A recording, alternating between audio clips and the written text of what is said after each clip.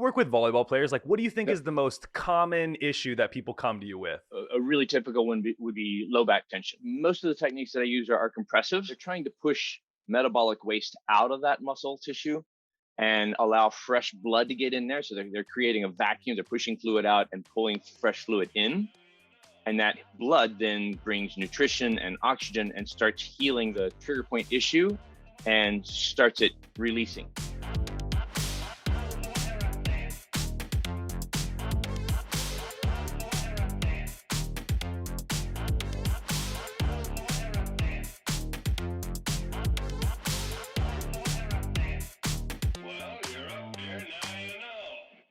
Beautiful.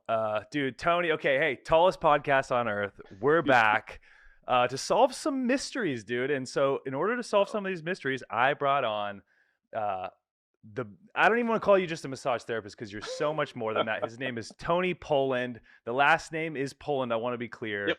hmm We're not going to go any farther than that. I love it. I'm here in Poland. It just all made sense to think of you to be the first person to bring on. And so first of all, what up? Thank you so much for your time. Life is good, brother. Happy to help. Yeah, Yeah. I was just in Poland earlier this year. that's So right. yeah, With the World ladies. Championships. Yeah. That's right.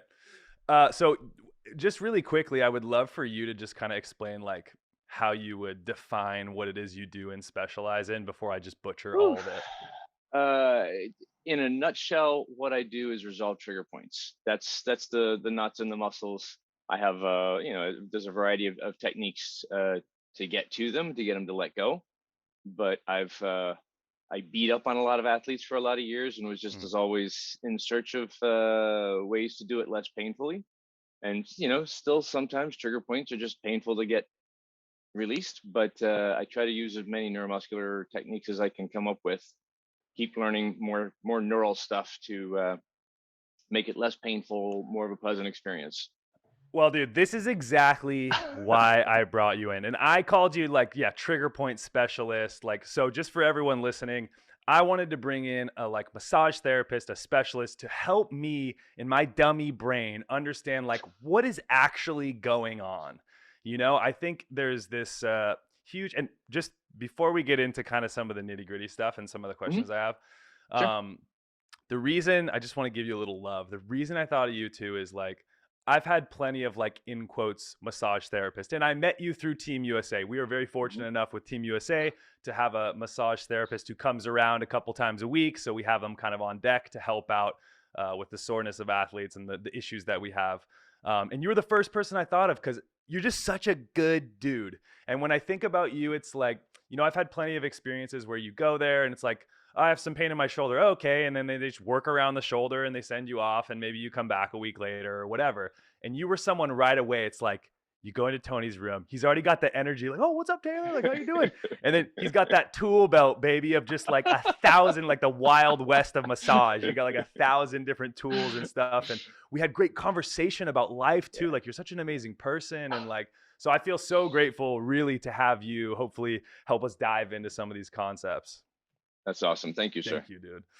Okay, so yeah, I kind of want to just dive right into it. You actually Yeah. said too, like trigger point knots. I kind of want to break down a little bit, and I'm going to kind of come at it from like the dummy mind of an athlete. And so Yeah. I'm someone who, like, even in my immense curiosity, have my own understandings on how things work, but I still hear different trains of thought when it comes to some of these things. So before we get into like some of the different modalities and different techniques, I hmm would love to understand, like you said, trigger point. You said knots. Like, so let's start off like, what Sure. is a knot? My mom will say, "Oh, I have a knot in my shoulder," and I'm always like, "What the fuck is a knot? Like, what does that mean? You have a knot in your shoulder? Like, what's actually going on physiologically?" Okay. In a nutshell, making this really simple, um, trigger points are the knots. The knots are trigger points, and trigger points form from overuse, disuse, and abuse. Overuse being like training all the time, playing all the time. Disuse when you go from training and playing all the time to taking 2 weeks off and suddenly, oh man, I'm so freaking tight. I haven't worked out, I haven't done anything. And abuse being like trauma, falling, uh, car crashes, that Volleyball. sort of stuff. Yeah, volleyball. There you Yeah, go. sure. um, Yeah.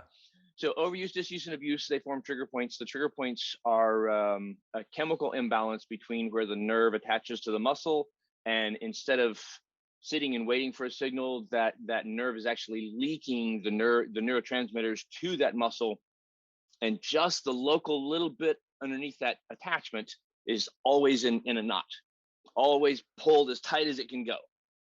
And the rest of that line, those muscle fibers go mostly the length of the whole muscle. Hmm. And so the rest of that line, that little bit of tissue is all knotted up, and the rest of it is pulled tight in a string. So if you've ever felt like say a muscle feels like a guitar string, right? Mm. That's because there's going to be a knot somewhere that's holding all of that. The rest of it's relaxed, but that little bit in the knot is all tight. It's Hmm. got the whole string pulled tight, and it actually weakens the muscle and reduces the amount of blood flow you can get in there. So it causes more problems the longer it's there. So it's less of like a muscle tightness and more of a tissue tightness. Is that what you're saying? Or is No, it it's there is actually this in the all muscle. related? Okay. Yeah, the trigger points are, well, okay, they call them myofascial trigger points, making it a little more broad, meaning it's in the muscles, it's in the fascia. It can even technically be in the bone, or in the attachments to the bone. Hmm. That's pretty rare, as far as my experience. That's pretty rare. But so, like, if you have let's say a trigger point in your pec major, your chest muscle, there will typically also be trigger points in the fascia over the top of that as well. So Interesting. like those tools that I use, they're stainless steel, because the stainless steel transmits the vibration. You can feel the vibration of all the tissue underneath it as you're scraping it across the skin, and Interesting. that tells me um, where the knots are in the fascia, which is also typically where the knots are going to be in the muscle as well. I mean, I Okay. can palpate and touch them, but the tool actually tells me much faster. Interesting. And so someone comes into your office and they have a knot or a trigger point. Let's say like you work with volleyball players. Like, what do you think Yep. is the most common issue that people come to you with? Oh man. Or just give me an example of one. Sure. I mean, they're all over the place, but a really typical one would be low back tension. Okay. Low back tension, and they point to a spot in their back where they're like, ah, I Hmm. got this spot in my back. Like, Yeah. how do you go about seeing a patient or someone that comes in, an athlete who comes into you and he's like, yeah, my lower back seems tight. And even so, we talked a little bit about knots. I think that explanation was helpful. I'm gonna try my best not to just always be like, oh yeah, I totally get it. Because I'll be honest, like I'm not super qualified to be having this conversation. Okay, I'm just trying my best to facilitate here. But so having like a tight muscle, like what does that mean exactly? If someone has like a tight muscle in their back, like is it similar to a knot? Is it the same? Are they interchangeable in that way? Yeah. So let's say you have let's just throw out a number. Let's say we have 2,000 muscle fibers in the erector spinae up one side of the spine, right? So there's rector spinae on either side of the spine. Let's say you have 2,000 muscle fibers. Just throwing out a number. I don't know what Mm-hmm. that actually is. And normally you'd have maybe 50 or 60 that are tied up in a trigger point. No big deal. That's just a little bit of normal tension that comes from working out and playing. And then you move the wrong way, or you go golfing while you're actually playing in season, and you twist something, you pull something, more of those fibers go into spasm. You get more trigger points firing, and now you have 500 of those 2,000 fibers on one side that are all in lockdown, and that makes a muscle super tight. So, like, like when I drop into a muscle, and it's like, oh, that's when you got a lot of trigger point tissue, a lot of the fibers pulled up in a trigger point. So you could have a trigger point that's so small you can barely feel it. It's like the fibers of a hair. Hmm. Or you can have a trigger point that's the size of the end of your thumb, Hmm. or even bigger. And that's usually for you to find, Right, right, which right. you always do. um, I think it's so then let's further that conversation then. So you find a trigger point, and you're notorious for definitely finding it and getting in there. And so what's actually happening then when you're pressing deeply into that trigger point? Like what's the idea behind the therapy there? Well, so most of the techniques that I use are compressive. I mean, that's typical for most massage therapists. They're going to be compressing, or they're going to be dropping in deep with a tool and kind of slowly working their way through that tissue. Like they've got an elbow in your erector spinae, and they're slowly melting their way through. They're trying to push metabolic waste out of that muscle tissue. Hmm. and allow fresh blood to get in there. So they're creating a vacuum, they're pushing fluid out and pulling fresh fluid in. Hmm. And that blood then brings nutrition and oxygen and starts healing the trigger point issue and starts it releasing. But there's a lot of other things that I'll do before I get to the compression. There's like there's like the ISM, the tools that I use. Uh-huh. So those are neuromuscular. So before you even start compressing, you start using the tools. I start using the tools, and there's activation of the parasympathetic, which is the opposite of fight or flight. It's Correct. the Yeah. Yeah. ollie ollie income free, if you will. It's for the nervous system. It's like it's safe. It's okay. Calm Yeah. down. Yeah. So you use that first, and that softens a lot of the tension. And And can you then describe what that is exactly? Just um, for describe what it is. like the tool. Oh, the tool. Oh, Yeah. I can grab them if you want. Grab them, baby. Why not? Yeah, if you got them Pause on a sec. deck. Okay, Yep. Pause sweet. one sec. Sweet. He's gonna grab the tools. You guys, I mean, come check it out on YouTube. Hopefully you can see the video. This is super awesome just to have someone who's gonna help explain this to me, because honestly, I got my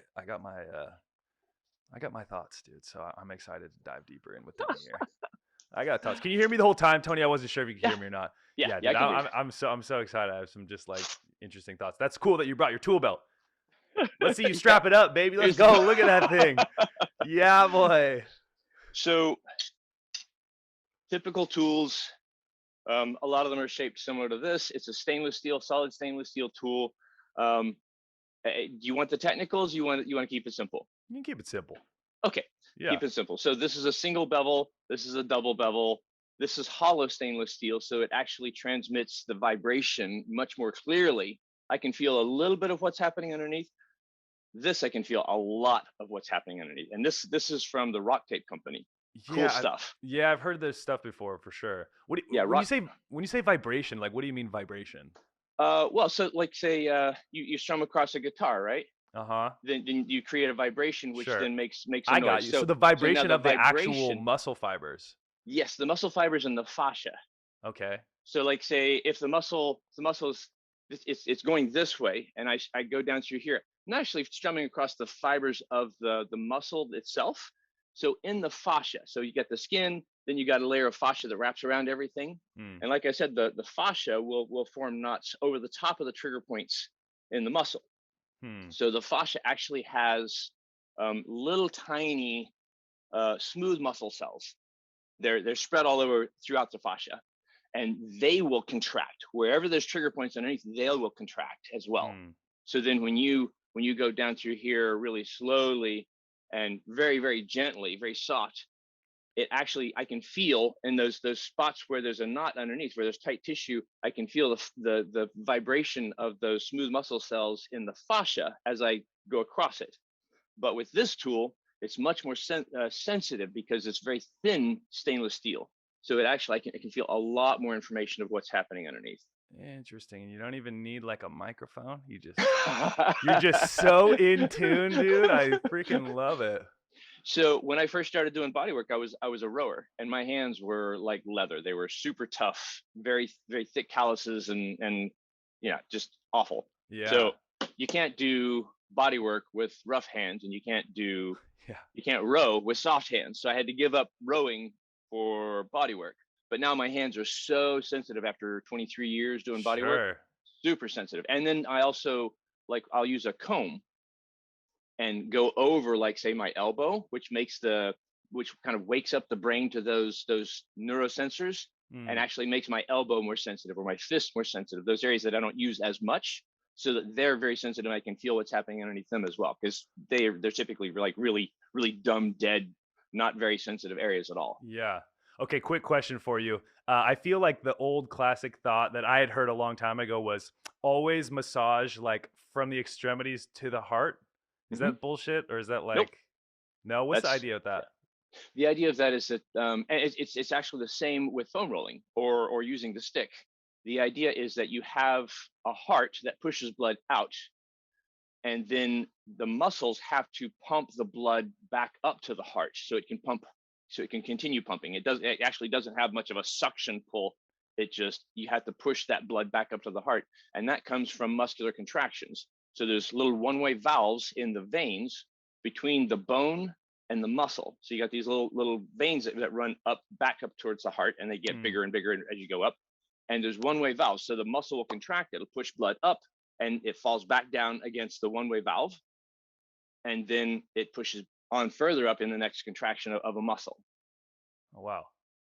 So there's not much suction on the heart. I mean, it pulls a little bit, but not a whole lot. You gotta pull, you gotta get that blood back up from the feet all the way up to the heart, and that happens from contractions. And so when you go down against those one-way valves, you actually collapse them, and you don't want to do that on a regular basis. Excuse me, on a regular basis. You Yeah. want to keep pushing blood towards the heart rather than pushing it against those one-way valves. So when you talk about like mentioned like foam rolling or like Yeah. the massage guns and stuff, Hmm. like if you're foam rolling, let's say like a very common one is your IT band, right? Like you're foam rolling your IT band. Does it? How much does it really matter if we're going, a little harder on the way up and slower, or like less pressure on the way down? So that way we're not like we're trying to That's pump fine. that blood. That's fine. Like, So is it worth the being idea. conscious of, or does it not really matter? Oh yeah, totally. So you look at a lot of the older volleyball athletes, Mm, even some of the older basketball athletes or whatever, people who foam roll a lot, you'll see a lot of varicose veins in people who wouldn't have varicose veins otherwise, because they roll back and forth, back and forth, back and forth, back and forth, and they're just mm. collapsing those one-way valves every day on a regular basis. So you always want to put the pressure, allow your body weight to drop onto it as you roll up, and then release as much pressure as you can as you roll back Okay, baby, good to know. down. That's good to know. And now I kind of want to dive a little into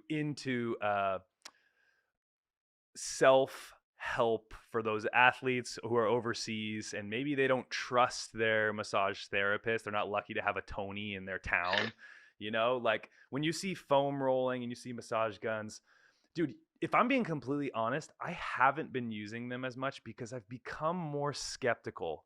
And I would Hmm. love for you to, and this is why I also wanted you on, is because I want you to help. This is helping me understand and explain how necessary these things are is super helpful, I think, because I think it's very traditional that like I know guys who like they can't even start playing volleyball until they've had their 5 or 10 minutes of foam roller. And sometimes Sure. I think like what is like 30 seconds on the IT band doing? Is it doing any good? Does it need to be for like a long amount of time? Like how would you prescribe that for someone? Well, so okay, foam rolling the IT band is not a good idea. You're only causing yourself extra pain. The IT band is a really stiff, thick belt of connective tissue that's attached between the muscles at the hip, the outer fibers of the glutes, and the TFL, the tensor fasciae lata, which comes off the front of the hip, and the outside of the knee. So the IT band is for stabilizing the knee from Hmm. the outside, but you're not going to change that IT band. What you're changing underneath that is the vastus lateralis, the lateral quad, and that wraps around to the back of the thigh, all the way around next to the hamstrings. So Okay. that's really what you're rolling out and hurting is the lateral quad. Um, so before, I mean, if you want to roll out your lateral quad, that's perfectly fine. But a better idea would be to roll out the muscles of the hip, the TFL, the gluteus medius, gluteus maximus, because those tie into the IT band and pull it tight. Hmm. So if you roll out those muscles above, so between the iliac crest and the ischial tuberosity, or the top of the leg bone, all of that muscle right there, if you can roll that out, even better, rolling it out with like say mini hypersphere on vibration, right? So Hmm. you get the vibration happening, which gets the nervous system involved. Put it on high. That's about the same speed as the myelinated nerves in your nervous system, which are most of your movement nerves, right? So Uh-huh. or sensory nerves, and you get the nervous system involved in being aware that there's something uncomfortable there, and it'll start letting that stuff go. So yeah, explain that a little more, the vibration, like how I'm sorry if this for you is just like, come Oh on, no, Taylor, dude. yeah, I'm no, no, no, no. I'm just like, you dude, the reason I bring this stuff up is because I think what I want to do is help educate athletes specifically because I think so many people don't really know what they're doing. They're just like, "Oh yeah, pros use the foam roller, so I should use the foam roller." And they're just mindlessly doing it. And as someone like me who's like super curious, I'm like, okay, if someone's they have 5 minutes, or let's say 5 minutes before a practice and they want to foam Mhm, roll, like mhm. how much is that actually benefiting them to be doing, maybe 30 seconds on their calves and 15 seconds on their quads and like 15 seconds on this glute, then this glute? It's like, how much is that really helping them? Mhm. So vibration. Vibration is a tool that's super super helpful as far as like getting the nervous system involved, because the easiest way to get a trigger point to let go is to talk to the brain by some way, get signals to the brain that says, hey, this tissue is uncomfortable. Vibration does that. Vibration, being at the same frequency as the nerves firing, will get the brain more involved, get the brain listening more closely to that tissue. Because like say, you know how you have a t-shirt with a scratchy tag in it, you put it on, you feel that scratchiness, and 5 minutes later you don't It's feel the it at all. worst, dude. Yes, but I feel Yeah, you. yeah. So but 5 minutes later your brain has said, all right, I can't listen to you, I'm going to dial you down, I can't Interesting. listen to that nerve. So it'll do the same thing to muscles that are constantly ow ow ow ow ow. It's just like, okay, I'm going to turn you down a little bit, turn down your volume, I'm going to listen a little less.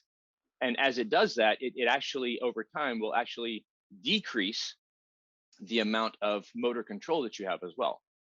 Interesting. So the brain's listening to and engaging less with those muscles, and it dumbs down the sensory, and eventually it starts dumbing down the motor as well.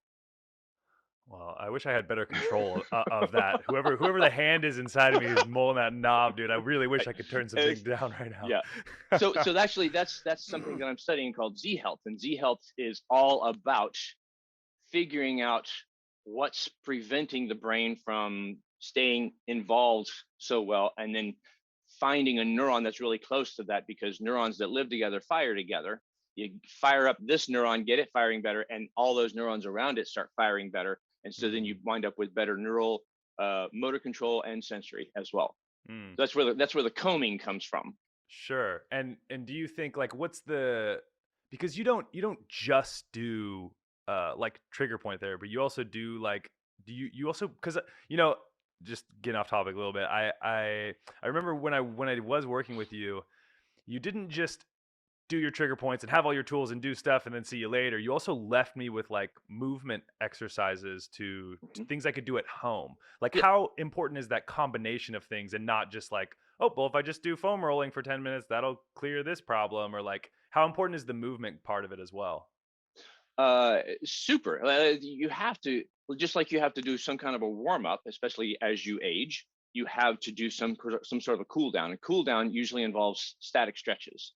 And most of the homework I give athletes is static stretches specific to whatever tissue I found that was tight. So let's say you have tight adductors, and for me, I'm aware of the neural of the continuous line of pull from the chest through the rectus abdominis to the adductors. Hmm. It's just a continuous line of pull. So if I find tight adductors, then I go to the chest and get those fibers to release, because they're pulling on the rectus abdominis, and the rectus abdominis is pulling on the pubic bone. The pubic bone is pulling on the adductor. So release this, and then get you stretching your pec major deep fibers with your elbow higher than your shoulder. And at USA Volleyball, they typically do a pec major stretch this way, like Hmm. like just straight out, Uh-huh. but they don't usually do it with the elbow higher than the shoulder joint. And if you do that, if you skip over that long enough, those fibers get tight enough that they start pulling on the outer edge of rectus abdominis, which pulls on the pubic bone and pulls on the adductors. So you have to put things together and figure out where things are coming from. But there's also, just like, you have to stretch more than just one part of a muscle. Like the pec major is a big fan coming from here all the way down into the rectus abdominis, and you have to stretch at different angles, all these different angles, to stretch pec major, to take the pressure off of all that tissue so that it gets good blood flow and doesn't stay super tight and doesn't build up trigger points and doesn't pull on other portions. Um, but The back to vibration. the body's a nightmare, dude. Oh my god, bro. Okay. So on that line, there are continuous lines of pull from your eyebrows across your forehead, down the back through the rectus spinae, through some ligaments in your butt, down your hamstrings, through your calves, to the heel, to the bottom of the feet, to your toes, and that's a continuous line of pull. And we're talking It's about there. fascial, or are we talking We're about? talking about muscles. We're talking Okay. about muscles to bone, or Got it. ligament to the Got next it. bone. Okay. Continuous lines of pull. So if you have, say, like tight hamstrings, you can wind up with a neck ache. Interesting. It's crazy. The Yeah. body is crazy complex. Yeah, that's so nuts. And I can imagine this, like, it's got to be tough then to solve problems or to understand what the root of the problem is, right? There's so many different ways of coming at it, though. Like I come at it from a trigger point perspective, but I have friends who do the same work, less with athletes, but they do the same work, get the same job done, coming at it from an energetic fascial perspective. I have a friend who can walk up to me and see, feel, whatever, the tight area on me, put a couple fingers and just put a really slight draw on that fascia, and suddenly my shoulder just melts down. It's Okay. crazy, Now this but is the shit that's I not want to my get. thing. No, Tony, this is the stuff I want to get into now. Hey, can I tell you something, dude? So Shoot. I had an experience one time. So, and this is another subject I was really interested in is I I as of recent years have been like maybe like I don't like deep tissue anymore. I don't like it. So like when I go to a like I go to this like Thai massage place here just Ooh. because I look at let's put like the health part of it aside. I Mhm. love going somewhere that's like for me when I go to a massage place, it's got to be at least an hour and a half. We're just talking like full body Mhm. Thai massage or Yeah, full yeah. body relaxing Mhm. massage Yeah. because I feel like it's one of the times where my body actually hits peak relaxed. It's Mhm. not on the phone, I'm not calling anyone, I'm not watching TV, I'm not doing anything, dude. And it's like super meditative for me. And as I've gotten older, I've been like, oh, this is really powerful. It might be the most relaxed my body ever gets throughout the week, other than sleeping. Mhm. And Mhm. uh, anyways, the my point is like a lot of massages, like, oh, you're a sports like the first thing they said in there is they offer different massages, and there's like, oh, you play volleyball, like you want the sports massage, and I'm like, nah, I don't want the sports massage. And I feel like with sports massage, it's like it's so much stress, like it Mhm. feels so stressful. Mhm. Is there a balance between like too stressful and not enough, or do they just have different offerings to your body in terms of healing or It all comes down to the tools in the tool bag of the therapist. Like that's the reason why I keep searching for more neuro stuff, because hmm, I'm sick and tired of beating up athletes. I've been told so many times that the athletes have to consider, okay, is this issue that I'm having going to be worse, or is it going to be more painful to get on Tony's table and let him work this shit out? And sometimes I just don't want to get on my table because it's too painful. So I have been searching for 20 some odd years, looking for every neural aspect that I can find to interesting. use to get things to calm down. Dude, because you know what, and this is what I was trying to say earlier, is I when I played in con, I one time got to work with a couple times, but this one time specifically, I got to work with the national team doctor in France.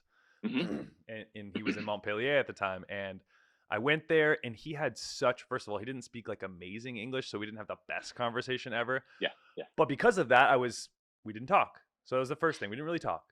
And this is when I had just like was starting to get problems with plantar fasciitis. And thank God, as of the last like 4 months, I've been almost completely free of it. It's like not even Hmm. on my radar. And Good. I'm sure you're at least experienced with people who have had it. Like it's a Hmm. fucking nightmare, dude. It is such a nightmare. So anyways, I remember him working on my feet, but he like just was ever so softly. And I mean like so this is like now an ASMR episode, just so softly. Like he just was barely touching the skin around my foot. Hmm. And what's Hmm. so interesting is like from a neurological perspective, I remember thinking about what he was touching and thinking about that just like melting away. And I Hmm. told him afterwards, I was like, yo, I've never had a massage in quotes experience like that Hmm. ever. Hmm. Like Hmm. I literally felt like that's the most relaxed my foot has ever felt. And since that moment, I was like, oh, maybe there's other ways. Like and I don't know if it was like some like hokey pokey bullshit. And let's be honest, Hmm. placebo effect is a huge part of any healing. No, I'm not Sure. trying to be, Yeah. Oh no. but I No. mean, Absolutely. well, and dude, Yeah. here's like another point to that is like that's why someone like you, I think, you have more power than the average sports uh, massage therapist or whatever, because you provide knowledge and you want to share that with the athlete and you're describing how things are working. And dude, that's important because we're dumb. Yeah. Athletes were like, we're just dummies, dude. I don't know what's going on. I didn't major in kinesiology or whatever. Like, I don't understand everything other than like knots and tight muscles and like it's supposed to hurt and I can stuff a tennis ball in my shoulder and that'll get the pain away. You know, it's like I have no idea what's going on. And so Mhm. that's why I'm so interested in like, oh man, like that one experience like really changed the way that I saw like what is relaxation for a muscle. Like, hey, you know, in fact, I'm kind of going all over the place, but in fact, I just had our strength and conditioning guy. His name is Baki. We call him Baki. He's from a Brazilian national team, and I remember him telling me I've had some kind of like quad tendonitis a little bit. It's slowly going away with some other things. And I remember he saw me stretching after practice. He was like, "Dude, I think you stretch like you don't need to be stretching that much. Like almost like stress. Like you just finished training. Your muscles, Mhm. your body's like, give me a break, and then you're gonna go over there and just like torque your joints and your muscle to like full capacity right after they've just been Mhm. like beaten up on jumping, you know, 100 plus times in a practice. And it's like honestly, Yeah. Tony, it's fucking me Mhm. up, dude. I'm just like, wait, what? I thought stretching was like supposed to be, you know, good for like in quotes relaxing my in Mhm. quote tight muscle. Like now Right. I'm so confused. So like help me get an understanding of like I know we just went 1,000 different places, but like you know, I want you to feel the confusion of how it goes on deep inside of me, and I'm just looking for answers, baby. Yeah. So my from my perspective, and I'm no Uber athlete. I used to be an endurance athlete, but I'm no Uber athlete. Never have been. Your hands would tell a Um, different story. We know you row that boat, baby. right. Um, it's always best to get that stretch in right after the exercise. But he makes an excellent point. I can't argue with that. You've just really, really pounded the muscles and the joints and everything, and then you go put your knee in a corner and your shin up the wall and doing the shin up the wall quad stretch or something. That might be a little excessive at that moment. Hmm. So let your body rest and relax for a while, then warm up again later or the next day and get your stretches in. Like Hmm. maybe that is too much. And I know that it's certainly asking a lot right after practice, right after games. There's all this social stuff going on. There's uh, a million different things pulling you in different directions. Hmm. Maybe that's not the best time to have you try to do your stretches. It's always best to stretch when your muscles are warm. Right. You get the most permanent effect out of it. But maybe not right after practice, maybe not right after whatever, maybe not right after the game, but do warm up later, get those stretches in. I wouldn't argue against what he said, but it's best to do it while you're warm. So with now let's just use me as an example. Hmm. As someone who, you know, we practice 5 times a week and we play the sixth day, or sometimes it's like you play the sixth day and then you play 3 days later. Like right now we're in like a crazy playing every 4 days. Hmm.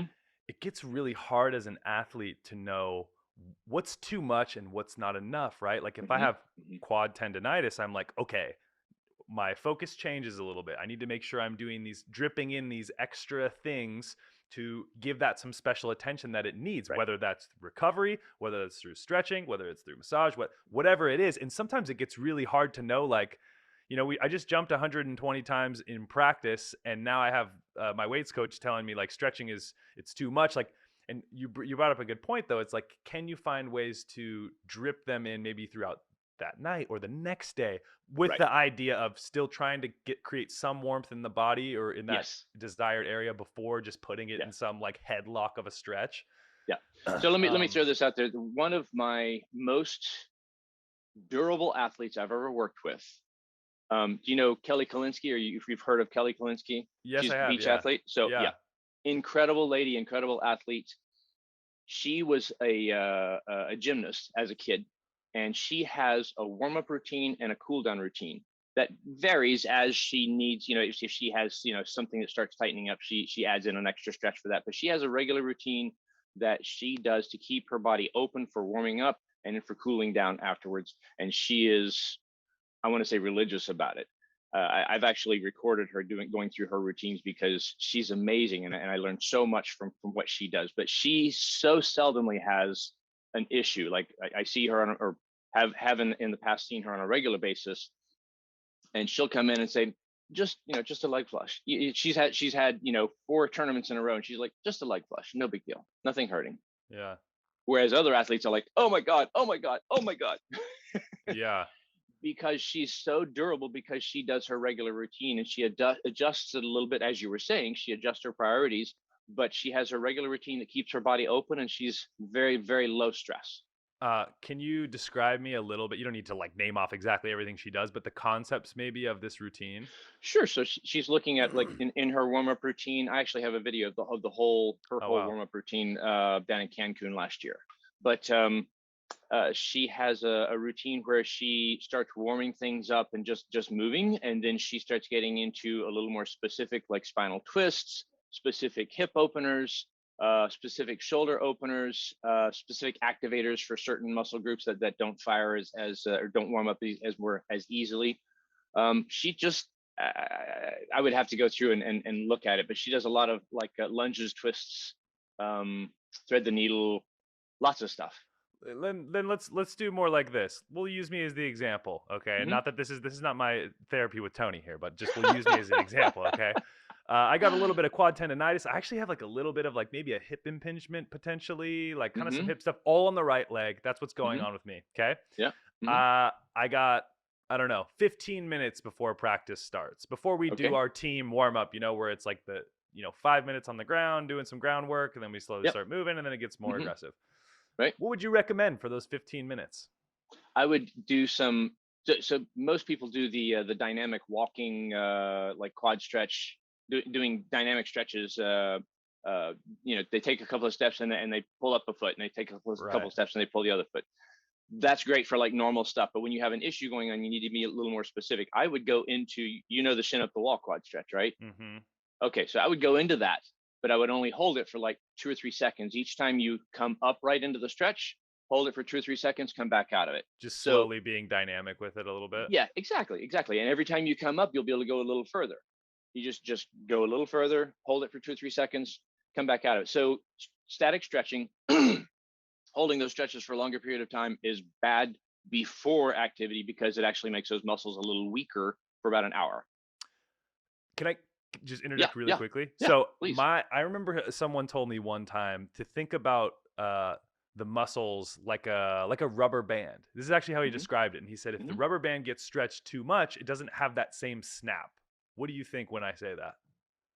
Sure. So if you've ever taken a yoga class, in a lot of yoga classes, you'll often see, like, the little old lady who's been doing yoga for decades, and she has all this flexibility. She can put her foot around behind her head, she can wrap her knee around behind her head, whatever, but Yeah. she has no strength. Like, she has a hard time getting up because she just has no strength left, because she has Mm, overstretched everything. mm. It's really common. But with you guys, you're so active, you're not going to stretch your muscle out unless you have a fascial issue, right? So some people have issue with their fascia joint, their connective tissue just stretching out too much and staying stretched out. Mm. Most of you guys are not going. You're not aware of any issue like that. You're not going to have an issue like that because you're so active. Your muscles are always shortening. So stretching them out is just going to keep them capable at that end range, Got it. right? Um, you need to counter all of that contraction all the time, stretch the muscle out, so that the stretching actually pushes metabolic waste out. It gets fresh blood in there. It allows your muscle to heal longer and stronger rather than shorter and tighter. Mm. If you've ever, I'm sure you've had periods of time where you didn't do any stretching at all, especially when you were younger. Um, and little by little, things just started shortening up and shortening up and shortening up and shortening up. And Except my the next thing, body. We started shooting up. oh, Not heroin. I'm talking about height, okay? right. So before I became a massage therapist, I was a meditation runner. One of the things that I would do just for getting out of my head, I'd go out and run for like 10 miles, and I didn't know anything about stretching. And when I started having knee problems, my doctor, asked me to show me how, to grab a hold of my foot and pull my heel up. And I couldn't get my foot high enough for my hand to get a hold of it because my quads were so short, so tight. He's like, Hmm. you don't need to see a doctor. You need to find a yoga class and start stretching. Interesting. And now, as you see me do the shin up the wall quad stretch, I can put my foot up the wall and put my back against the wall. Like, Yeah, yeah. Yeah, do you think there's any like standards that like like, for example, do you think there's any like simple tests? I think that's a great one. You say you call it shin up the wall. For those listening, it's like your knees on the floor, and basically it's like, can you get your foot to your butt more or less? So you're in that type of compressive tension back So against the wall. a really good set of standards. One of my favorite stretch books. Yeah, what is that Okay, called? Who is this that? this is this is the Hortons stretch book. The Hortons are a father and son physical therapist team in New York, Hmm, and they work with a lot of high end athletes. They've written a couple of books that I know of. There may be more by now, but in this book they have basically they show you what's safe, where you're not safe if you don't have enough range, and where it's unsafe if you have too much range. So they interesting. give you a really good range on almost every muscle, every sport specific muscle in the body. And to talk about like stretching Mhm. and like flexibility, like I feel like a lot of these subjects get talked about or used like in different categories. It's like there's stretching, then there's range of motion, then there's flexibility, then there's massage, then there's strength, and then Then there's there's conditioning. mobility and Yeah, then there's mobility. It's like, is there a world where like you can kind of conquer multiple of those things in the same category with doing certain things? I mean, you talk about dynamic stretching, or like, for myself, I think about I'm now always thinking about what are ways I can combine strength and stretching. That's how I look Mhm, at it mhm, sometimes. mhm, For example, you said the shin up the wall. One I've been doing actually is kind of seated in like a kneeling, bowing kind of position, uh-huh, and then I keep everything straight, and I just bend back. So like my shins are like this, and I'm just mhm, bending back this way, where it's like I'm getting that stretch and that strength. mhm, I don't know if that's how that works exactly, but I'm always like, these things are always so separate. And like, if you stretch, for example, let's say like mhm, right now I pull my arm across, mhm, my hand across my chest, and I'm stretching like that, and maybe afterwards I feel like, ooh, it feels looser, and I have a little more range of motion. Like, mhm, how long does that last? What's the difference between using it therapeutically to give someone that feeling of more range of motion, and mhm. then let's say, oh, I got great range of motion, it feels great, and then 2 hours later my practice is done and it feels like super stiff, like, so how do you create long lasting results versus short temporary, this feels good right now, and you access more range of motion in a short amount of time? Like Kelly Kalinsky, having a regular routine, Mm. knowing where your body tends to respond poorly to the activities that you do, Hmm. and finding, like say working with a strength coach or someone like myself who knows the stretches, and finding the stretch routine or the movement routine that's going to keep you in balance. You got to create a routine for yourself that is Yeah. specific to your body, and Yeah. it takes research, it takes working with a professional, Yeah. but it's totally doable and pretty easy. You just have to talk to a professional and and work your way through it. and to try to give, like, in trying to give maybe athletes listening like some sort of guidelines. I just know so many pro athletes who they think they hate their strength and conditioning coach, or he's too old school, or like their massage, like, dude, I don't want to hate on our massage therapist. I don't really give a shit, dude. I don't think these guys are listening anyways. He's young, he's super nice, but Uh-huh, like, uh-huh. he just has this tool called the hammer, and it's like you got pain and he hits you with the hammer. Like, he Ooh. just gets in there Uh-huh, really deep, which is uh-huh. fine, I guess, but like, he's not someone I trust. And to your Mhm. point, this is why I contacted Yeah, you. It's like, you're someone I trust, you're yeah, open-minded, like, yeah, this is why I yeah. love you. And so I'm thinking, like, how can we create, like, what's a simple format someone could start to follow to begin to reap the benefits of having a consistent routine? Uh, so a good place to start to study one aspect would be functional range conditioning. You've heard of CARS, right? Controlled articular Hmm. rotations. Hmm. So functional range conditioning has a CAR, a controlled articular rotation for almost every joint in the body. They have CARs for the jaw, but Jesus. they look at how you They got move. yoga for the jaw too, by the way. Yeah. So they look at how you move that joint, and then they help you to stretch that joint and open it up to get normal full range of motion, and to be able to control through the full active range of motion and Mm. increase that active range of motion. And you learn a ton. I mean, after probably 15, 16 years of doing body work and studying and studying and studying and pursuing stretching actively, I found functional range conditioning was just like mind blown. So much more to learn there Interesting. And so someone could because, just YouTube that, like functional range oh, conditioning, yeah, and start absolutely. going down the rabbit hole. You can Mm, do that. You can work with a functional range conditioning trainer as well. But yeah, actually, there's so much functional range conditioning on YouTube. Yeah, phenomenal.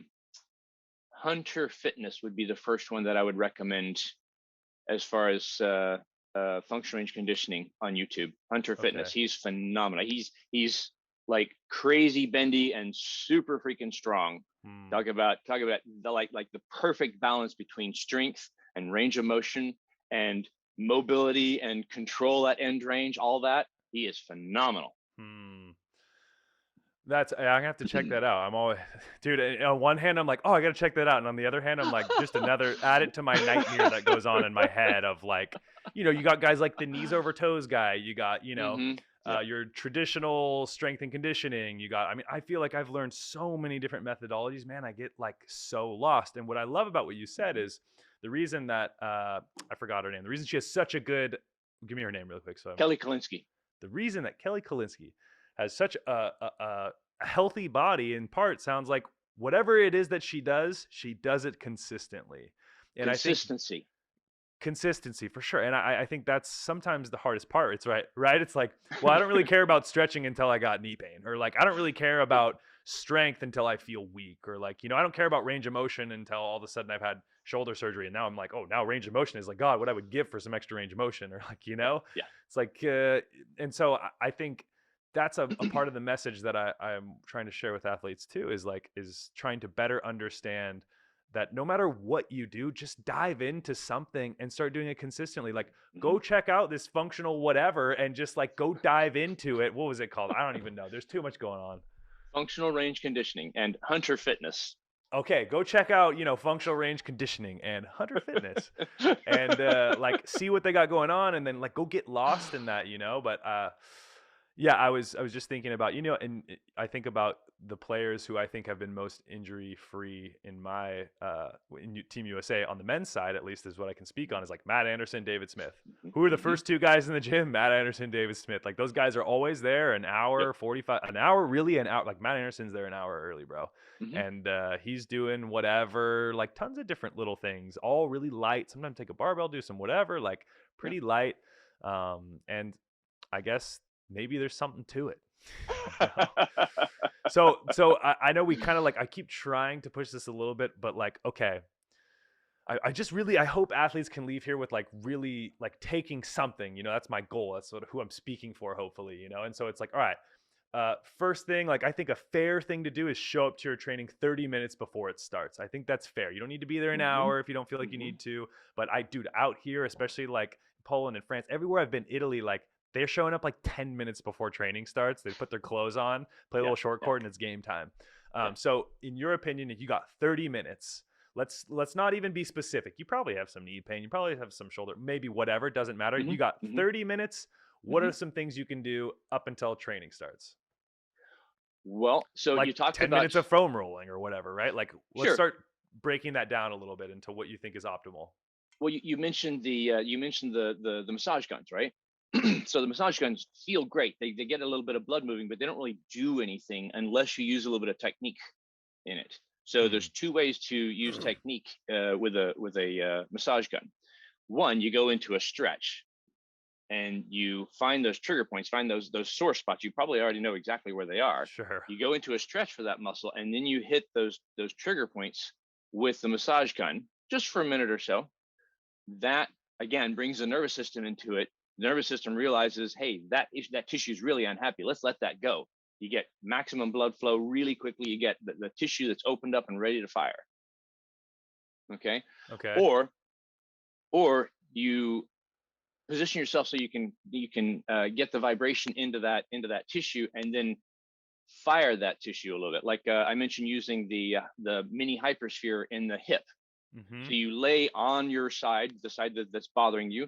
You put that vibrating ball into that tissue that hurts, and then you gently push your knee into the floor on your inhale and Got it. relax on your exhale. So you're doing tiny 1% contraction, tiny little Keeping it contraction. slightly dynamic.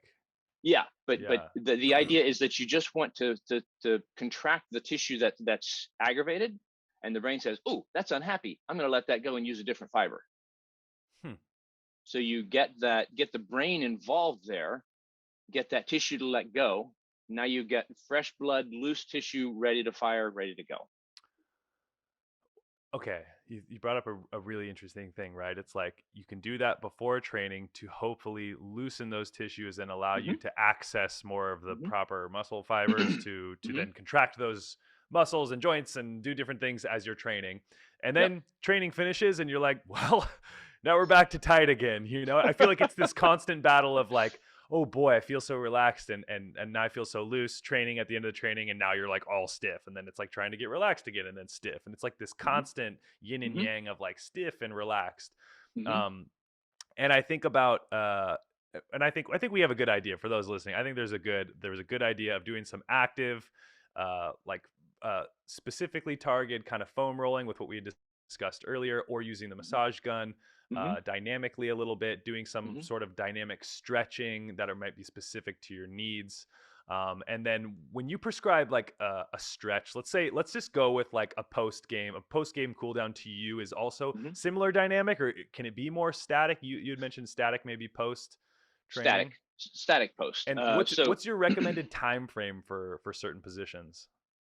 30 seconds minimum for each stretch. Okay. And if you have an issue, like say right now, your quads may be a bit of an issue, and your hip may be a little bit of an issue on your right side. I would recommend, unless you have excess range of motion, I would recommend keeping those stretches for like a minute to 2 minutes.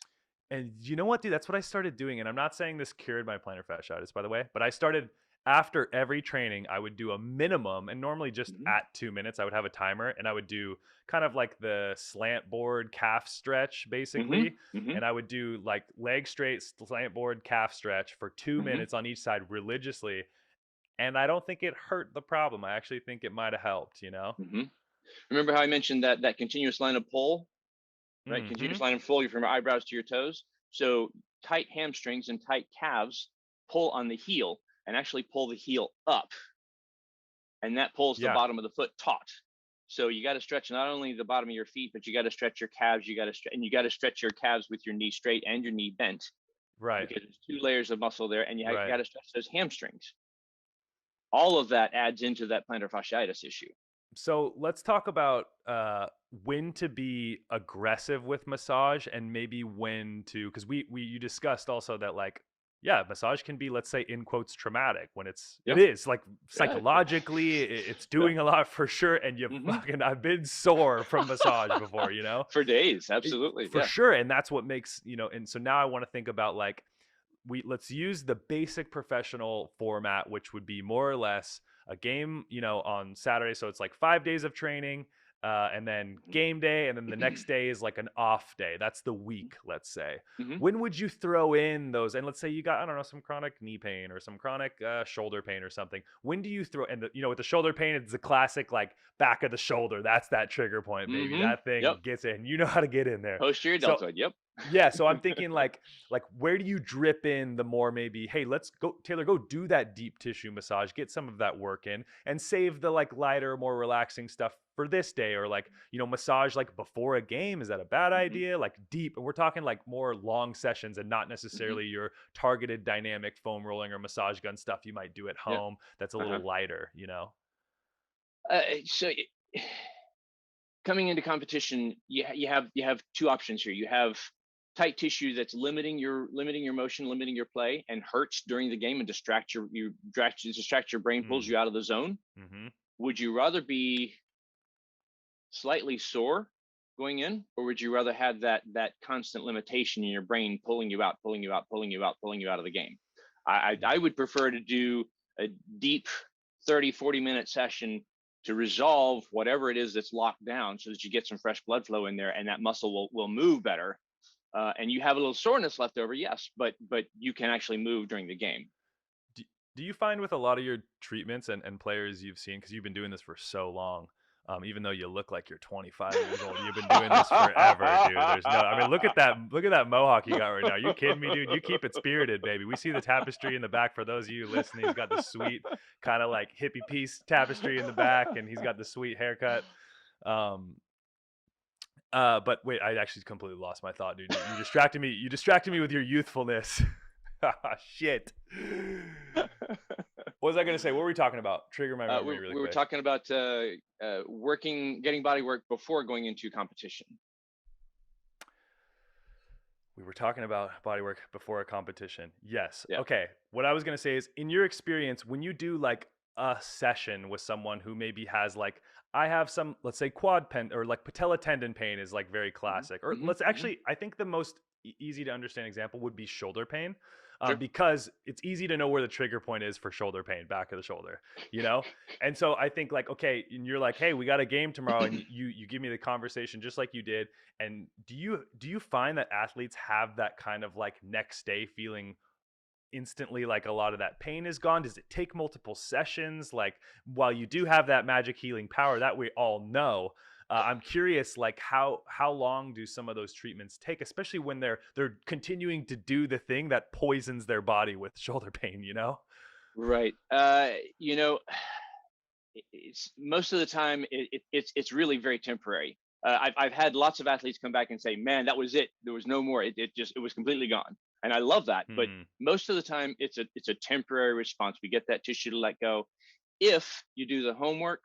If you get consistent with the right stretch to open that tissue up, so that it's not always locking right back down again, then that can be the end of it. But if you don't, then you wind up coming to see me for that same painful session over and over and over and over and over. That's why I'm always trying to push athletes, especially the younger ones who bounce like babies because they still have really flexible, you know, they have natural Bounce like flexibility and natural babies. recovery. Yeah. Yeah, I try good to one. push them to start their stretches early so that they don't wind up in a deficit, because every day that you continue to pound on your body without opening that tissue afterwards, you're stair stepping yourself little by little into a deficit that's going to wind up hurting you eventually. So if you maintain right off the bat, you never have an issue or rarely have an issue. Yeah. And I'm curious from you, like how much of I'm a dreamer. Okay. I'm a Uh huh. dreamer. Oh, And I know. I know. I love it. I like to dream in like a really like messed up way. Let's say that we put Tony out of business because we're just so healthy as athletes, you know? I mean that jokingly, but I like I constantly think like I hate this narrative that it's just like so common to have knee pain. It's so common to have shoulder pain. Like everyone gets it. And hey, guess what? I've had all of it. And I wish I would have known some of these things that we've talked about when I was younger. And when you're Hmm. 18 and you're going to a club tournament, you don't give a shit about stretching. You ain't doing any post, pregame, nothing, Nope. baby. Nope. You're eating a freaking turkey sando and you're trying to bounce the ball as hard as you can. That's what you're doing. I Yep. guarantee it. Yep. Hmm. Um, but I just feel like I wish I could change the narrative, and I'm curious from you how much of the pain that athletes are experiencing is because they don't have like good post pregame routines, biomechanics you could even bring into maybe some of it. Like, what's Hmm. causing this pain? Why do you see so many people and athletes all the time, like what's the solution, dude? Like, I don't know. It's exactly what we've been talking about: consistency. Like you find a routine that keeps your body in balance, and you maintain it. You don't ever give it up. You always maintain it. When something out of your normal range starts to, like, say you typically have low back pain, so you stretch your hip flexors a lot, right? Hip flexors are antagonistic to the low back. Hip flexors get Hmm. tight, the back has to tighten up in order to keep you upright. So you get into hip flexor stretching, you stretch your back, you stretch your hip flexors, and things are normal, and you maintain that. Then you start adjusting your play a little bit, and suddenly your right patellar tendon starts bugging you. So you adjust your quad stretches for a little while, get that back into balance, and then find maybe you don't need to do the quad stretch every single practice or every single day, but every second or third day you do that quad stretch to keep that from flaring up again. It's consistency and finding the right balance for yourself. Yeah. And again, to get back to some of the like stretching stuff or even like therapy with you, like how often would you do a deep tissue massage with an athlete? Let's say it's a chronic shoulder pain. Like, do you want to see them every day? Do you do If different yeah, things if you saw them every day? Like, if if uh, if if the opportunity presents itself, like when we're in competition and I actually travel with the teams, yes, every single day if at all possible, absolutely. sure, just Um, to so we want to hit that tissue as often as it's needed. If it's not needed every day, then there's other things we can do to help take the load off of your regular, like say you're in competition, working with you every single day. I'm going to work on your shoulder, but I'm not going to hit your shoulder every day unless it needs it. hmm, I'll work on, say, your lower extremities to try to take some of the load off of your stretching routine so that you can focus a little more on the stretches for your shoulder to keep your shoulder hmm. good. Whatever we have to do to maintain balance. But it's a coordination between the athlete, what they're feeling today, and my judgment as to what's going to be most appropriate for them, or maybe the athletic trainer's judgment because they're always my boss. Yeah, yeah, and that's like let me ask you, like how do you get judged on a team? How do you Like, get judged on a team? let me put it this way. I feel like when it comes to strength and conditioning, like for people to be like, "Yep, Tony, he's so good at his job." Now, dear God, like I cannot imagine a world where you have an athlete who's not like, "I fucking love Tony, dude." I can't imagine that. But I think about like with strength and conditioning guys, a part of their job, honestly, is being like, "Hey, coach, look at his numbers when he came in. Look how much more force he can produce, or look how Right, much right. higher he can jump." But it has Mhm. nothing to do with necessarily look how much more injury preventative he's become. Look how he hasn't been injured. Those aren't in there. It's those numbers are more of like, hey, look, yep, my job is to make him stronger. He came in at this, now he's this, he's stronger. Mhm, Like how mhm. that's what I meant when I said like how do you get judged on if you're doing a good Ah, job or not? uh, Because you're on national team like with Team USA yeah, and yeah, yeah. you do indoor and beach. You've been doing that for Mhm, a long time, yeah? yeah, yeah, 20 yeah. years? Since 2010. It's 2010, I unreal. started with indoor. Okay. Um, so I get judged by the feedback from the athletes to the athletic trainers. That's the feedback. Like they actually look in beach. They actually go to the athletes and say, let us know what providers you want to travel with you. And then the athletes say, okay, so and so is my favorite. So and so is my second. So and so is my third. That's who I'd like to have with us. Mm. I'm just on like a little bit of a different note. I'm curious, like, is there anything you see in the like massage therapist, your kind of world of practice that just like just not a fan of, you don't like, or you something going Oh, on that you're just like, I'm not a fan of that. so much, so much. Starting with the very first is obviously the fact that there are massage parlors, right? The places that sell sex under the cover of massage. That is so hideous. Hmm. Add on to that, I just recently got a request from a well-known college for a massage therapist, but they wanted a female massage therapist. Like, is she massaging your athletes with a particular body part that you want to happen that a guy couldn't do? I don't understand. Um, Oh, that's really interesting. oh, They it's they so sad. they they wouldn't accept your request because you didn't send in a request. I'm confused. You sent in a Uh, request and they were like, we're they looking for a female only. No, they came to me and said, "Hey, we're looking for a female massage therapist. Can you point us to a good female sports massage therapist?" Like, A, Interesting. that's illegal. B, why?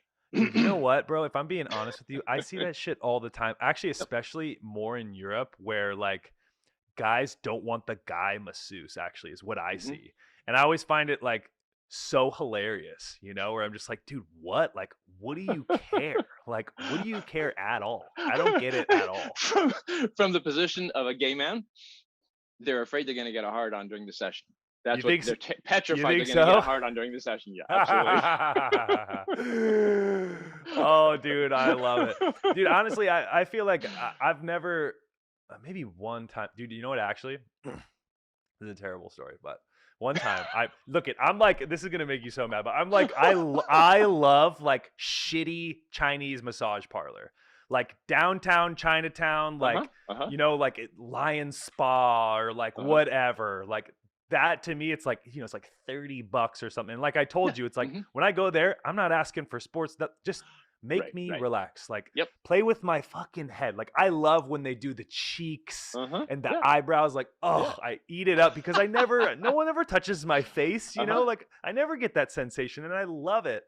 Hmm. And one time, dude, I went to this place called Lion Spa in LA. Also, fuck you, Lion Spa. That was the worst experience I ever had. So you're definitely not listening. But anyways, so I go there to get a massage and like instantly the lady's like, "Oh, you're so handsome." Like, "Oh, you're so handsome." And I'm just like already just like what have I gotten myself? Like sometimes I'll be honest, when I go into like Asian massage parlor, Hmm. I Hmm. get a lot of the like you're so tall. Like Oh so I'm yeah. used to Yeah. that. Of Yeah. course, like I'm this tall, blonde, like young, whatever. I totally get it. And I'm always just Yeah. like, "Oh, thank you." Like whatever. Yeah. And but she's like very much like pushing the narrative of like you're so cute, you're so handsome, you're so cute. And finally I'm just like, okay. She gives me this like really shitty like first 20 minutes are just bad. She's the like standing on the pole walking on my back, but like Uh-huh. there's no rhythm, there's no relaxation. It's like she was trying to like stomp grapes or something, dude. I was just like, what's going on? Like it was so bad. And anyways, she tells me to flip over, right? And I'm butt naked. Sometimes, by the way, I don't know if I should be butt naked or like leave my underwear on. I don't really know, but sometimes I'm like, I never get naked and do it. Let's get naked. I get naked, Hmm. and she pulls the towel like to flip over. Uh-huh. When she flips over, I see her stare as I flip over. I see her staring at me, and she's staring straight at my dick, dude. And I was kind of like, look, I'm super open minded. I don't give a shit. Like, I really don't care as long as we're not crossing lines. Like, Uh-huh. whatever. I Right. trust you as a professional until otherwise. Is really kind of how I see it. And anyway, as she does that, she kind of giggles, and I'm just like, okay. And so I lay down, and she starts like massaging my chest, like gets to the quads a little bit. But I'm telling you, I wouldn't have cared at all if she would have, because she kept being like, "You're so handsome." Like I'm not kidding, Tony. It was like way over the I believe top. it. I believe And it. dude, Uh-huh. normally I wouldn't care at all, but the massage was so bad that I was like, "Ooh, I'm like super close to walking out." And it takes a lot for your boy to walk out of a massage. Like it takes a Not lot. me. And yeah, I'm sure because you'd be a nightmare in a massage because you know exactly what's going on. I'm a dummy. They love me. And anyway, so she starts massaging me. Next thing you know, she goes, I thought she said, I want the power. And I was like, what? And then she goes, under the towel. And I'm just like, oh my God, dude. I actually thought this was like a 4.8 stars on Google Maps, like Lion Spa. They had all these bullshit pictures. You didn't know what it looked like inside. I was like, oh, for like a cheap little place, 40 Mhm. bucks, whatever. This is great. Right. And right when she says that, I'm like, no, like, no. And now I'm pissed. And what's so funny is I was supposed to meet my brother to get this massage. And so he comes in, Oh no. I hear him come in like 10 minutes into the next room or whatever. I hear him come in. Anyway, so after she said that, I was just very turned off. Not that I was turned on at all. Now I'm like very turned off. I'm like, this Mhm. massage sucks. So she finishes, and it's an hour massage. She finishes 15 minutes early. And I get Wow. up and I'm like, thank God. And I go up to pay it. And the lady's like, hey, so how'd you like your massage? And I was like, uh, honestly, I'm never one to complain. I never do this kind of stuff. I never send food back. Like, I'm just not that guy. I'm like, avoid conflict in that way. And I was like, this was the worst massage I've ever had. Like, this was Good. terrible. And I was like, Good. honestly, I don't want to pay you any of my money. Like, I Hmm. think the best thing for me to do is just to leave. And she was like, oh no, well, you have to pay, and like da da da, like saying all this stuff. And I forgot maybe if I had already paid or not. And by the way, I see the lady, she's like peeking out the door, like staring, and I look at her and she hides behind the door, and I'm just like, dude, what the fuck is going on?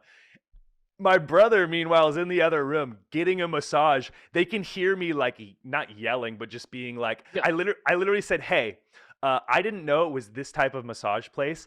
I think I know what I think." No, I said, "I think you know what you're doing. I just didn't know that was going on." She's like, "Oh, well, what do you mean? What do you mean?" And I'm Right. like, Right. "Hey, I don't like. I think you guys know. I'm just gonna go." She's like, "Okay, well, you don't have to write a bad review." And I'm just like, I just laughed, dude. I just laughed, and I was out of there. I was like, dude, this is ridiculous. I'm sorry for that rant, but that when you said you hated it, I was just like, I don't get it either, bro. I don't get Right. who needs to do that. Like, Right. I don't understand. And to be honest with you, I don't care. Other than the fact that like, because I don't need to, I don't care. But I could imagine someone who like that's your profession, and like you Hmm. probably hate seeing that kind of shit. You know? Well, yeah, but that's like a top pet peeve that I don't see very often. It still exists But it's getting less and less. Mm. There are, organizations like California Massage Therapy, something CAMTech they call it, who regulates massage in California now, and they've actually done a really good job of pushing those and closing down those sorts of establishments in California. It's not completely gone, but it's much better than it used to be. Let me ask you then, is there such thing as a bad massage? Oh, sure, absolutely. What does Um, that look like? a bad massage would be someone trying to do techniques that they don't know. Happens all the time. Like, oh, I heard you can do this, so I'm going to do it. And they apply too much pressure, or they approach, like, say, hip flexors. Hip flexors are deep in the abdomen. To go deep in there, you need to know exactly how to get there. You need to know exactly how to approach it and do it safely. There are organs and huge arteries and veins in there that could be damaged if you approach it wrong. Mm. Yeah, there's all sorts of things that could go wrong. People just doing things that they're not trained for. Yeah, and I think that's all more credit to you because sometimes I'm just like, the pain's there, just press on it, right? But like from what you've described, it's like the body is just so much more complex than that, you know? Way, yeah. It's I've been studying it for 23 years now, actively. I mean, I'm constantly pursuing something. Like, I'm writing a whole new curriculum on anatomy and kinesiology for the school where I teach.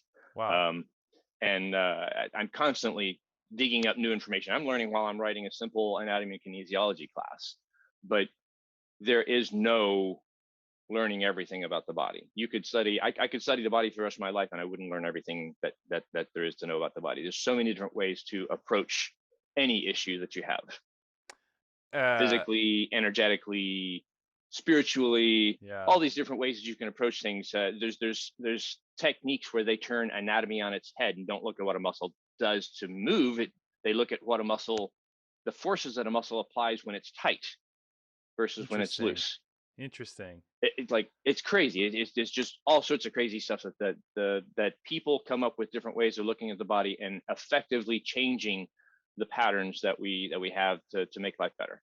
Do you think that that's why there's a lot of people who are just like the one method man, let's call them, where it's just like, yep, this is the way? Yep. Because I'm sure it's a nightmare to like have such an open mind to being like, actually, there's a ton of different ways. Like, it's so cool to meet someone like you who's like, actually, I don't claim to know everything. You definitely have a hell of a lot of experience and you know a ton, but it's like you're constantly learning. And I think that's so cool. And I think people don't realize like that goes for everything in life, you know? Yeah. Like that, I think Exactly. that's why I loved you, dude. You have that like childlike spirit with like the wisdom of like the Yoda of massage, you know? And I Can I just, quote you on that? absolutely you can, dude. But like that's what I think is so cool. It's like you get so many people who learn one thing, one way of doing it, and it's like, oh, this is the I'm gonna do just this way because this works. And like I'm really that's really why I love your very curious nature. And have you always been that way? Yeah, pretty much. Pretty much. Yeah. I've always loved to dig deeper and teach. I've always loved to have a deeper understanding and pass on that information. When I was 14, taking Shotokan at a dojo, I was going home and practicing and teaching the neighborhood kids how to do the katas. Interesting. Wait, what's It just Shotokan? it's Shotokan is a Japanese form of karate. Interesting. That's cool. How'd you get into that? I just uh, being bullied when I was Wow. 14, being bullied and having, Hmm. like, okay, I got to figure out how to handle this. Hmm. Yeah. And did you have like a neighborhood, like someone like a neighbor who was like a Shotokan like master, or like how did that Uh, work? it wasn't a neighbor, but yeah, yeah, there was a 19-year-old who had just opened his own dojo in his parents' basement. And so I would go over twice a week for Shotokan classes, and he would take us to Whoa. tournaments and So cool. have us all fighting in competition. Wow. Yeah, it's neat. Man, you said you got bullied. Like, do you still experience any of that like as an adult now in your practice or No, not in my practice. no? I work mostly with professional athletes, a few people that have been referred to me by other people over time, but no, nothing like that in my practice. But honestly, my husband and I walk arm in arm everywhere we go, and I'll still get, you know bag bashing experiences. Wow. It just, people are people, and Yeah. unfortunately, whatever. Well, little do they know, you know that you got that Shotokan in your belt, baby. You better watch yourself. You come across Tony like that, and he's got a bunch of tools in his dungeon. He'll take you down, baby. Well, dude, I really want. I don't want to take up much more of your time. I again really appreciate you meeting with me. I just like kind of finishing off too. I just because you've worked so much with Team USA. Is there anything you've learned that you feel like you've learned about either like the volleyball community or just like Team USA in general? Like, what have you learned from like getting to interact with all of these like young 20, 30-year Oh old man, professional athletes? I have learned so much about the body working with athletes like yourself, Mm, because the general public, touching the general public is nothing like touching professional athletes. Your bodies are different. Your muscles, a muscle that on a normal person is paper thin and hardly palpable. On you, it's going to be not just a thicker sheet of muscle, but there's actually going to be lines of fibers that are palpable through the skin, like say external mm. obliques, muscles in the sides of your abdomen. Uh-huh. You guys have huge lines like fingers underneath your skin that are super strong. On a normal person, it's paper thin. You can't even tell what you're touching there. There's Interesting. nothing palpable. So I'm learning about the body all the time from the athletes. I didn't know that the lateral quad, or the medial quad for that matter, went all the way around to the back of the leg bone and attached. It starts back there, Wow. until I had an athlete who was like, man, I have this deep hamstring issue that I can't seem to get rid of. And I'm stretching hamstrings and it doesn't feel like it's it, but it's hamstring. It's right there in the hamstring. And I got in there and I'm like, okay, well, there's hamstring. No, it's deep to that. Drop in a little deeper, touch the bone. Like, oh, what's that tissue right there? And I start digging through my anatomy books. Okay, what muscle is this? What am I touching? And finally figure out from one of my anatomy textbooks actually shows a diagram of the muscle fibers coming around from the back of the leg bone. Like, oh, that's medial quad. Okay, now I know how to handle that. Hmm. I just had to know what muscle I was touching, because no one ever gets that deep, but I do. Hmm. And so that changed the way I approach quads from that point on. It just, you guys teach me so much about the body, just being able to just having the privilege of working with athletes at your level. And then Hmm. you in particular, you do your little gym stuff. Like I freaking love the one-handed hangs, like the challenge to the athletes to do that one-handed hang. I'm like, Hmm. yeah, okay, I'm done. uh, Yeah. Yeah, they're my tough. shoulders work hard, and I don't typically take enough time to take care of them the way I need to. And I'm Mm. and I'm always pushing myself to like, I need to walk the walk that I talk. So I'm always pushing myself to work harder in my workouts, be more specific about my rehab or prehab work, be more specific about my stretches and stuff, so that I don't have any issues. And I'm always working hard on that, and always need to do a little bit more. But I've learned stuff from watching your stuff, from watching Mm. your gym experiences and your challenges and stuff. I'm never going to be able to do the stuff that you do, but I can do something in that direction that will keep me in better shape and take care of issues that I Wow. First of all, that's very sweet of you. That's why we all need each other, you have. know? Exactly. I Yeah. mean, for sure. And I'm curious, like, kind of one last thing also, just are there any moments that, like, just were, like, really solidifying in your career? I mean, you've traveled, you've been to the Olympic Games, like, anything Yeah. that just, like, really stands out to you as, like, there was something really special about that?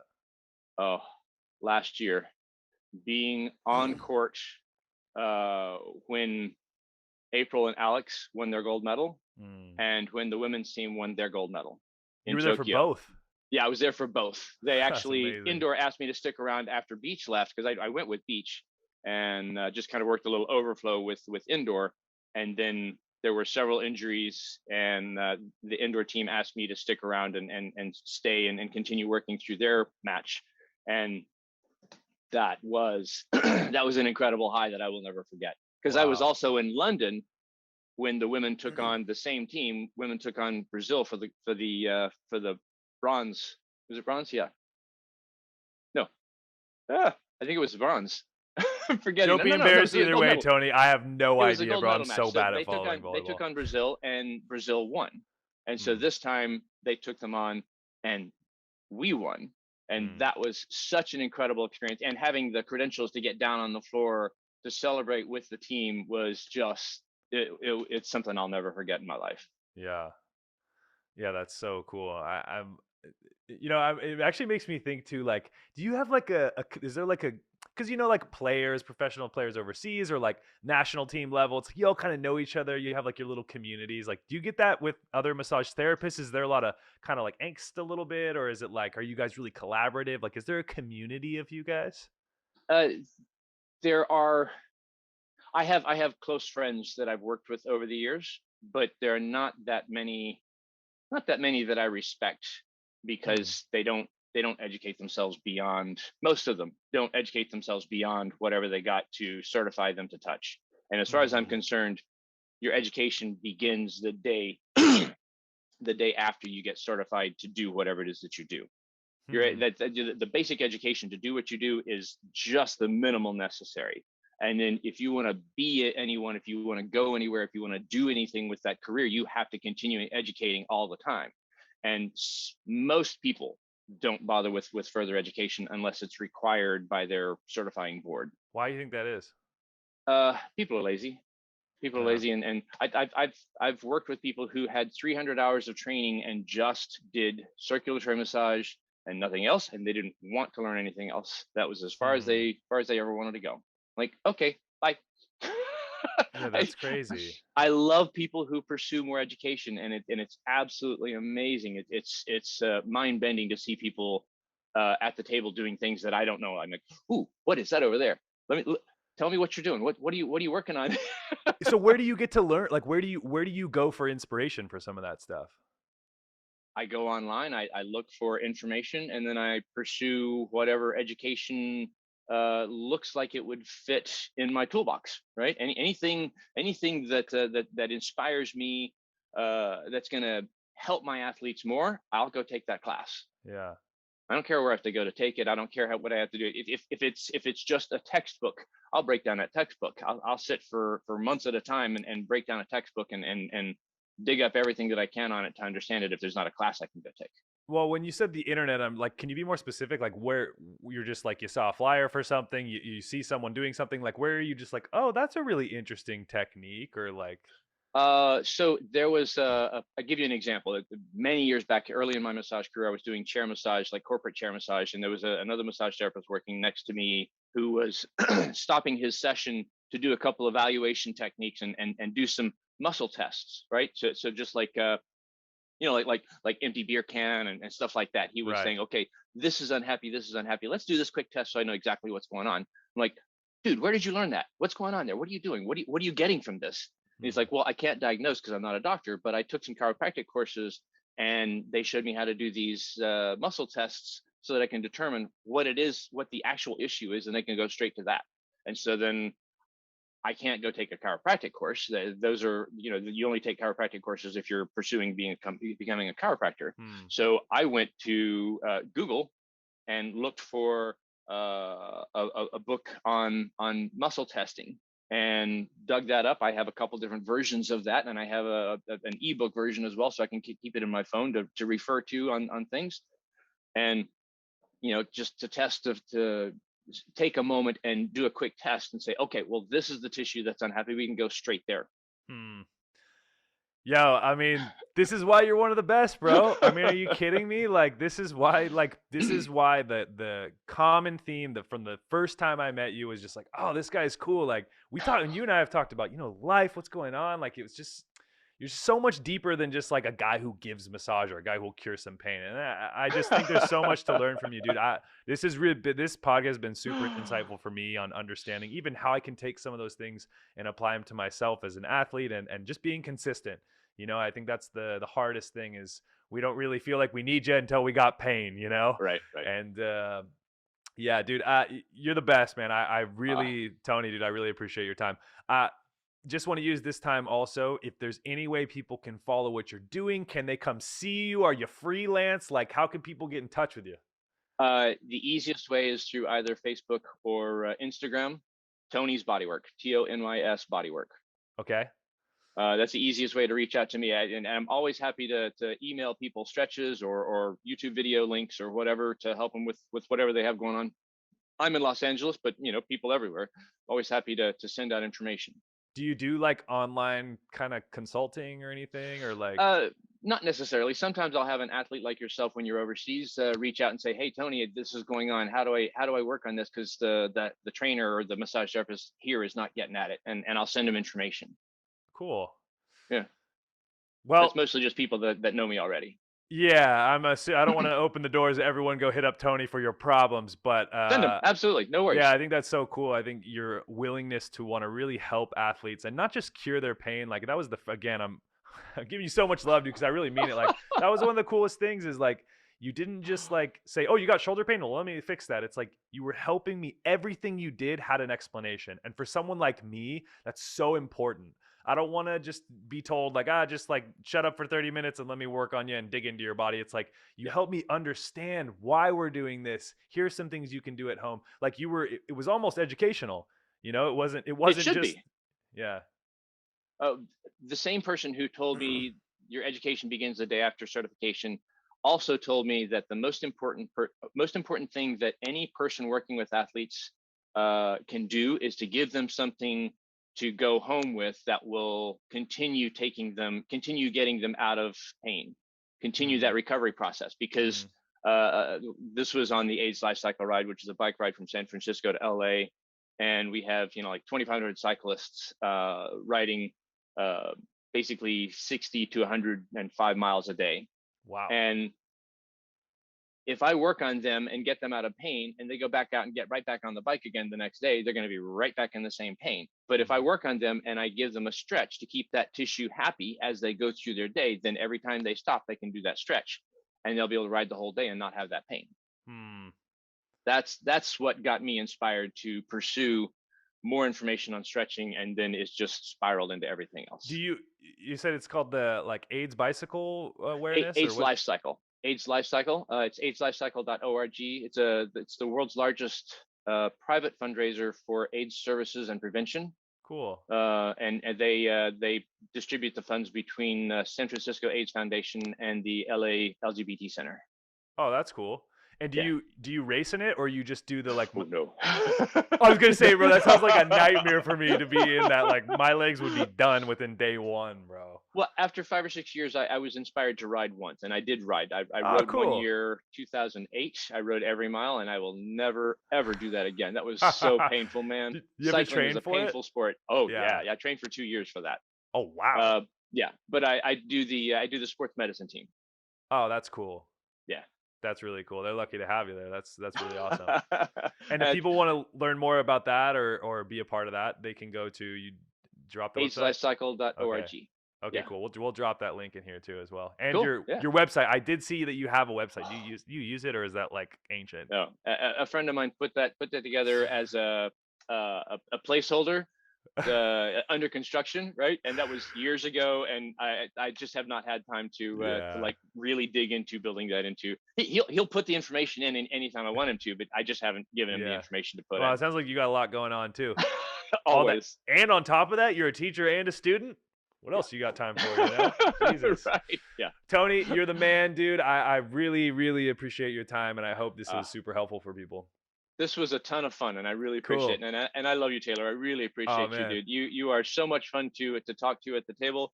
Not everyone connects with the massage therapists. Not everyone takes the time to stay engaged. A lot of people just check out on the table, and it's really fun to have a conversation and connect with people like yourself.